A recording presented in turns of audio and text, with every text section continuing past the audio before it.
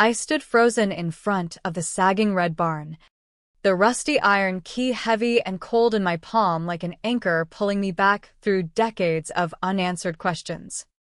The Nebraska wind whipped across the 100 acres of waist-high weeds and volunteer crops, carrying the scent of damp earth, wild clover, and long-forgotten abandonment. My husband, Mark, lingered a few steps behind with our 11-year-old son, Ethan, and 8-year-old daughter, Lily, their sneakers crunching on gravel as they whispered about how spooky the place looked. Mom. "Whose farm is this?" Lily asked, her small hand tugging my sleeve. I swallowed hard, throat tight. I didn't have the words yet to explain that this crumbling property, this relic from a past I barely remembered, was the only tangible thing my parents had ever left me. My name is Emily Carter, 39 years old, history teacher, Wife. mother, And as of 3 weeks ago, the unexpected heir to a farm I never knew existed. The key had traveled with me for 21 years, from the orphanage drawer to shared apartments, from my first studio to the modest 2-story house we bought after our wedding. I'd almost thrown it away countless times, convinced it was worthless junk from parents who died before I could form a single memory of them. But I never did.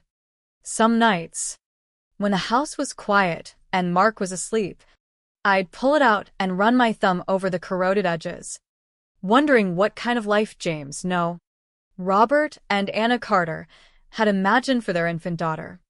Flashback to spring 2003.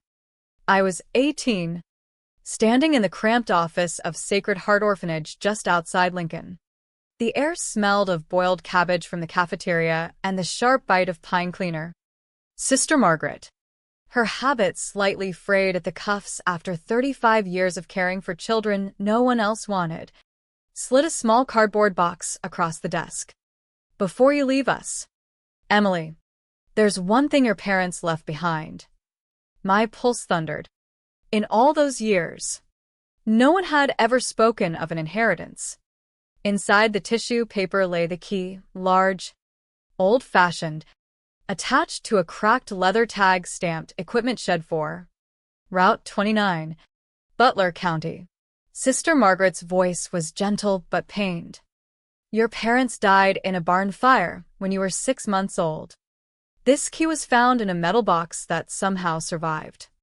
There are no deeds, no property records listing them as owners at the time. It might open nothing at all anymore. I'm sorry, child. I wish I had more to give you." I slipped the key into my duffel bag alongside my diploma and $289 in savings from weekend shifts at a truck stop diner. Then I walked out into the bright May sunshine, an adult with no safety net, no family photos, and a useless piece of metal as my only link to where I came from. The next 20 years forged me in quiet determination, waitressing double shifts to pay for community college classes, earning my teaching credential while sharing cramped apartments with roommates who came and went, meeting Mark at a statewide educators conference, his easy laugh and steady presence pulling me out of the loneliness I'd carried like a second skin. Our wedding in a small chapel, Ethan's birth, Lily's first steps, family dinners around our scarred oak table. We weren't wealthy. Teacher salaries in Nebraska don't allow for luxuries, but we had stability, laughter, the kind of ordinary life I once believed was impossible. Still, the key stayed hidden in my nightstand, moved faithfully through every relocation. I told myself it was sentimental foolishness, a reminder of loss rather than possibility, until the letter arrived in late May 2024. Mark brought the mail in while I graded essays at the kitchen table. "From Butler County Assessor's Office," he said, eyebrows raised. The envelope contained official notice. The property at 1423, Route 29, faced tax foreclosure for $52,340 in unpaid back taxes. As sole heir, I had 30 days to respond or the county would auction it. My hands shook so badly the paper rattled. They owned land. Mark read over my shoulder, voice rising with surprise. An actual farm? I laughed. The sound brittle. Sister Margaret said there was nothing, that the fire destroyed everything. Yet here was proof the farm had sat forgotten, accruing debt for 2 decades. We had a mortgage, car payments, kids' activities, no room for $52,000. But something tugged at me, insistent as the wind outside our window. I need to see it, I whispered. Mark squeezed my hand. Then we'll go this weekend. The drive southeast from Omaha took nearly 3 hours. Cornfields blurred past, giving way to flatter, emptier prairie. Ethan played on his tablet. Lily read a horse book aloud. Mark kept the radio low, glancing at me often. When the GPS directed us onto a narrow gravel road between 2 massive fields, my stomach knotted. Overgrown ruts jolted the car. Then the farmhouse came into view, white paint peeling like old skin. Porch roof caved in on one side. Windows shattered. Behind it loomed the massive red barn. Roof rusted, but walls still standing defiant. 80 acres of untamed land rolled beyond, dotted with scrub trees and old fence posts. We parked. Silence pressed in, broken only by wind rattling loose tin. "This is Grandma and Grandpa's?" Ethan asked softly. I nodded, throat closing. We stepped out. The air smelled alive, soil, sun-warmed grass, faint decay. I walked toward the house first. Fire damage scarred the right half. Charred beams, collapsed roof open to sky. The left side remained blackened. Dangerous. Mark caught my arm. Not safe. Iminência. He was right. We skirted the ruins and headed to the barn. Its doors hung crooked on massive hinges. Inside, dust motes danced in shafts of light piercing gaps in the walls. And in the center, shrouded in decades of cobwebs and bird droppings, sat a vintage International Harvester tractor, 1950s model. Faded red, paint still visible. Massive rear wheels sunk into the dirt floor. I pulled the key from my pocket. The keyhole on the ignition matched perfectly. I didn't turn it. The battery was long dead. Tires flat, but the fit was exact. Undeniable. This key had waited 21 years to find its lock. Lily's voice echoed from deeper in the barn. "Mom, there's more stuff back here." Tarps covered plows. A grain drill. An old baler. Vintage hand tools hung neatly on pegboards, wrenches, hammers, saws protected from the elements. Mark pulled out his phone. Researching values. Ink. Some of this restored equipment could fetch serious money. Collectors pay top dollar for these. We spent hours exploring that day. The land felt fertile beneath the overgrowth. The barn structure held strong despite age. In a small locked shed behind the barn, door secured but window intact, we found an office. Dust was lighter inside. A filing cabinet brimmed with yellowed papers. On the walls, corkboard held dozens of photographs I had never seen. A young couple in their 20s, him tall with dark hair and quiet smile. Her blonde and laughing, both in jeans and flannel, arms around each other in front of this same barn. Another photo, her pregnant, leaning against the tractor wheel while he sat on the seat grinning. Then one of them holding a tiny baby wrapped in a blue blanket. Me. Chubby-cheeked. My mother's eyes soft with wonder. My father's arm protective. I sank into the desk chair, frame trembling in my hands. These were my parents, Robert and Anna Carter, young, hopeful, building a life cut short. Sister Margaret had said everything burned. But here was proof otherwise. Mark sorted papers. His face changed. "Emily, they held water rights to this entire property. Geological surveys show a major aquifer underneath. Clean, abundant groundwater. There's a letter from a company called Plains Water Partners offering $375,000 for extraction rights back in 2002, just months before the fire. The numbers blurred. Water rights in drought-prone Nebraska had skyrocketed in value. Current estimates? Potentially millions. The farm wasn't a burden. It was a hidden legacy worth far more than the tax debt. My parents hadn't left me nothing. They had left me possibility. Sealed in a rusty key I had almost discarded 100 times. The discovery hit like a slow-building storm. Mark and I stayed late that first day, poring over documents by flashlight as the kids played outside. The will, handwritten, notarized weeks before the fire, read simply, "To our daughter Emily Grace Carter. We leave our farm, our equipment, and the land beneath it. May it provide for her as it did for us. Build something beautiful. All our love. Robert and Anna." The words lodged in my chest, heavy with unspoken foresight. We drove home in stunned silence, the kids asleep in the back. That night, I lay awake beside Mark, the key on my nightstand glowing faintly under moonlight. "What do we do?" I whispered. "We can't afford the taxes, but selling feels wrong." Mark turned to face me. "Let's talk to a lawyer first. Understand the options." The following weeks blurred into meetings. We hired a local agricultural attorney in Butler County. He confirmed my heir status, helped file the claim, and negotiated a payment plan for the back taxes. A hydrologist visited the farm, drilling test wells and verifying the aquifer's capacity, enough to supply irrigation for hundreds of acres or even municipal contracts.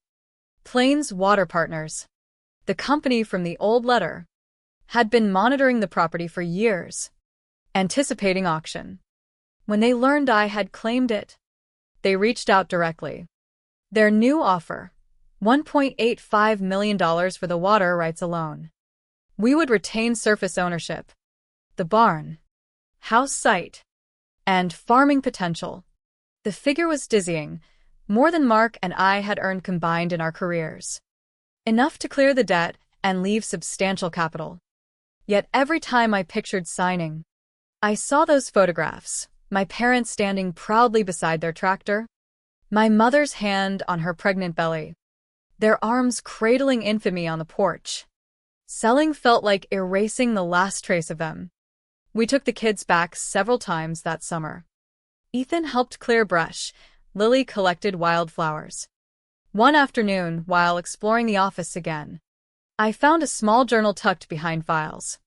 Anna's handwriting neat, hopeful, described planting seasons, repairs to the tractor, dreams of watching their daughter run through the fields. Tears came unbidden. Mark held me as I read aloud. "They wanted me to have this place," I said. "Not just the money. Something lasting." Decision crystallized slowly. We wouldn't sell the land outright. Instead, sell the water rights, pay the taxes, and invest the remainder into restoring the farm, not for profit, but for purpose. I had aged out of the system with nothing but that key. Thousands of Nebraska foster youth faced the same abrupt cutoff each year. 18, no family, limited skills, high risk of homelessness or worse. What if the farm became a bridge? A residential program teaching agriculture, mechanics, financial literacy, trades, practical tools to build independent lives. Mark supported it fully. "You're a teacher. I'm a teacher. We know how to guide young people. This could be our life's work." We sketched plans, rebuild the fire-damaged house honoring original footprint, but with modern safety. Construct 4 small cabin-style dorms. Fully restore the barn as workshop and classroom. Bring the vintage tractor back to life, symbol of resilience. Hire a farm manager, counselor, life skills coach. Start small, 6 residents. Ages 18 to 20. For up to 2 years. Stipends for work performed. Partnerships with community colleges for certifications. Legal hurdles mounted, zoning permits. Nonprofit formation. Liability insurance. Background checks. We spent evenings at the kitchen table surrounded by blueprints and grant applications. The kids coloring nearby. Sensing the shift in our family, doubts crept in. What if we fail? I asked Mark one night. What if the kids don't want this life? He kissed my forehead. Then we adjust. But not trying would be the real failure. By fall, the water rights sale closed. $1.85 million transferred after taxes and fees. We paid the county $52,340. Contractors began demolition of unsafe sections. Watching the charred remains come down felt cathartic, like releasing ghosts while preserving memory. The restored tractor arrived back from the shop one crisp October day. Engine purring smoothly. Fresh red paint gleaming. Ethan and Lily climbed aboard. Laughing. I ran my hand along the fender, remembering the first time the key had fit. The program needed a name. We chose Carter's Key Initiative because sometimes the smallest, most overlooked thing opens doors to everything. Applications opened in January. We received dozens from across the state, young people carrying garbage bags of belongings, wary eyes, and stories that mirrored mine. Construction stretched 14 grueling months. Permits delayed by weather. Contractor shortages. Unexpected foundation issues. Yet progress felt miraculous. The new farmhouse rose on the original footprint, modest, bright, Safe. with wide porches overlooking fields we planned to cultivate. Four cabins took shape behind it, each with 2 bedrooms, shared kitchenette, solar panels. The barn transformation was breathtaking. New metal roof, insulation, electrical, climate-controlled workshop bays stocked with tools. Vintage equipment gleamed after restoration. Tractors, plows, balers ready for teaching. Mark and I balanced full-time teaching with weekends at the farm. Summers became construction camps. The kids thrived in the fresh air, learning to plant vegetables, feed chickens we acquired, mend fences. Tom Reynolds, a retired farmer we hired as manager, taught them basics while overseeing crews. Rita Morales, our life skills coordinator, helped design curriculum, budgeting, resume writing, cooking nutritious meals, conflict resolution. A licensed counselor committed to twice-weekly sessions. Opening day arrived in August 2025. 6 residents moved in, 4 young men, 2 young women, all aging out of Nebraska's foster system. Among them was Jordan, 19, quiet and watchful, who had bounced between 12 homes since age 5. He carried a single backpack and the same guarded expression I remembered from my own 18th birthday. We gathered in the restored barn that first evening. The vintage tractor sat polished at center stage, key dangling from ignition as symbol. I addressed the group, voice steadier than I felt. None of us chose how we started. But here, you choose how you continue. This farm isn't charity, it's investment. In you. The land provided for my parents. Now it provides for all of us. Daily rhythm took shape. Mornings, farm chores, planting winter wheat, repairing equipment, tending livestock. Afternoons, classroom sessions, welding, small engine repair, online college courses, financial workshops. Evenings, shared meals, group reflection. Stipends deposited weekly into individual accounts. Residents learned quickly. Some resisted at first. Jordan especially kept distance, working silently, avoiding eye contact. One rainy October afternoon, Jordan approached me while I was tuning the tractor. "Why'd you really do this?" he asked, wiping grease from his hands. "You could have sold it all. Lived easy." I turned off the engine, sat on the step, because I was you once. 18. Orphanage door closing behind me. One rusty key in my pocket. Convinced the world had nothing left for me. I built a life anyway, education, marriage, Kids. But it was harder than it needed to be. I wanted to make it easier for the next ones. He looked at the tractor. This key, it really yours? I nodded. Carried it 21 years, thinking it worthless. Turned out it unlocked all this. Jordan's shoulders eased slightly. Never had anything worth keeping before. Winter brought challenges, snowstorms isolating the farm, homesickness, one resident leaving after 2 months for city job opportunities. But others flourished. Mia, 20, mastered bookkeeping and started a small online side business selling handmade soap from farm herbs. Tyler, 18, earned welding certification and landed apprenticeship interviews. Mark and I taught history and science modules, weaving lessons about Nebraska pioneers, soil science, sustainable farming. Family visits integrated the kids, Ethan helping with tractors, Lily with animals modeling normalcy. By spring 2026, the fields greened. First harvest approached. Residents planned crop sales, profit shares. The aquifer rights funded it all. Yet the real wealth was transformation happening daily, wary eyes brightening, skills building confidence, community forming. One evening I stood on the new porch, watching residents laugh over dinner prep in the main house. Mark joined me, arm around my waist. They left you more than land, he said. They left a legacy you multiplied. I thought of Robert and Anna's faces in those photos. Their hopeful smiles. They never saw me grow, never met their grandchildren. But their land now sheltered, taught, and launched lives they could never have imagined. The first full year brought measurable successes and painful lessons. 2 residents graduated the program, securing full-time jobs, apartments, driver's licenses. We celebrated with a barn dance, music echoing across fields.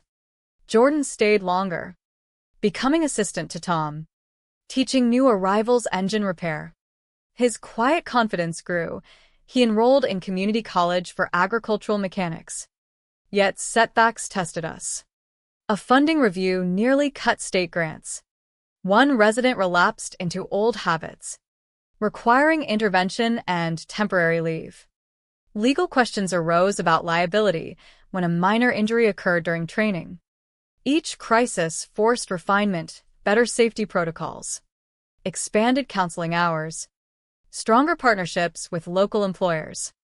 I often retreated to the office, now modernized but preserving original photos on the walls.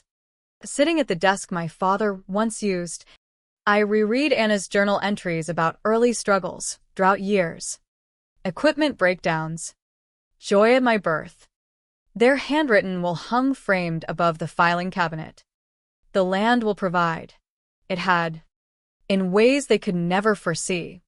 Summer brought expansion plans. With remaining funds and new grants, we added greenhouse facilities and a small apiary. Residents learned beekeeping, value-added products, entrepreneurship. Lily adopted a rescued barn cat. Ethan built birdhouses in shop class alongside the group. The farm pulsed with life, tractors humming, laughter, growth everywhere. A pivotal moment came when a television crew from Omaha requested interviews for a feature on innovative foster transition programs. Standing beside the vintage tractor, key in hand, I told our story on camera, not polished, but raw. I carried this key 21 years believing it meant nothing. Turns out it meant everything.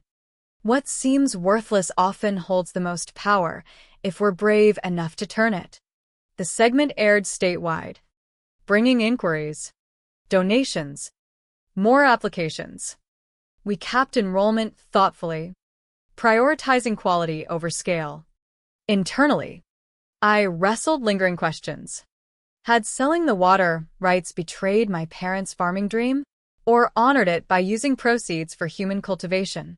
Mark reminded me often, they wanted you to build something beautiful. This is beautiful. Fall harvest arrived golden and abundant. Residents operated equipment, weighed yields, negotiated sales with local co-ops. Profits funded college funds and emergency savings. Jordan graduated that October with certifications, a job offer, and his first bank account balance over $5,000.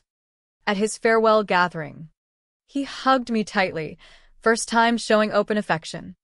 "You gave me more than skills," he said. "You gave me proof I'm worth investing in." Watching him drive away in his used truck, I felt the full circle close.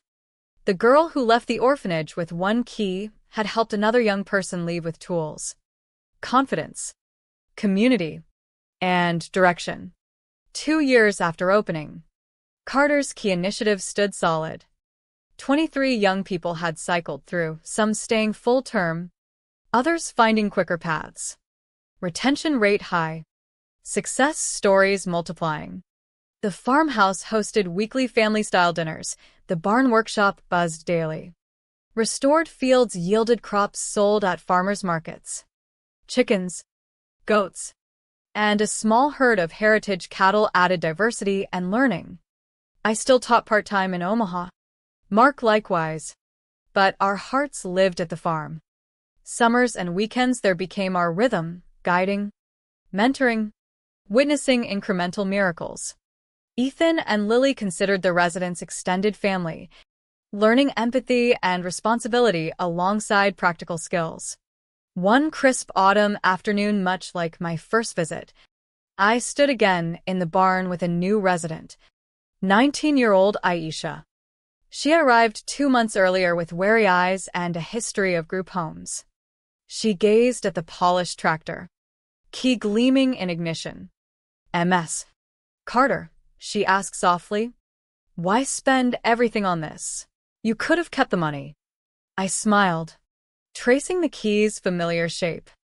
"Because I aged out alone. 18. One bag. One key I thought worthless.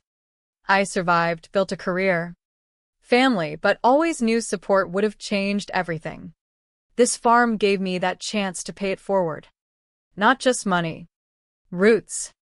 Skills. People who believe in you. The land my parents left provides for all of us now." Aisha nodded slowly, eyes brighter. "Makes me feel not so alone." We walked outside together. Harvested fields stretched golden under October sun.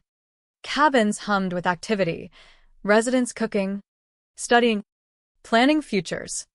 The rebuilt farmhouse stood proud where tragedy once struck, now filled with voices and possibility. Hannah, no. Lily and Ethan ran with farm dogs, helping feed animals, their laughter echoing my parents' long-ago hopes. My parents never saw me teach my first class, "Mary Mark, hold our children." They never witnessed this thriving community born from their sacrifice and foresight. Yet their legacy multiplied far beyond the acres they tended. The rusty key I once dismissed unlocked not just machinery, but purpose. It revealed hidden value beneath the surface. Water. Yes. But more importantly, potential in broken lives ready to grow. Sometimes I still take the key out late at night. Its weight now comforting rather than burdensome. It reminds me that legacies rarely look as expected. They hide in ordinary objects, forgotten properties, quiet acts of preservation. What we dismiss as worthless may hold the power to heal, To build. To redeem. As residents gather for evening reflection, sharing goals and fears around the table, I feel profound gratitude mixed with quiet awe. The land provided, just as the will promised. It provided for me when I didn't know I needed it. Now it provides for them safety, skills, belonging, Hope. What would you do if the thing you carried for years thinking worthless suddenly revealed itself priceless? How would you choose to use that gift? Not just for yourself, but for others still searching in the dark? The answer, I've learned, lies in turning the key, opening the door, and stepping through together.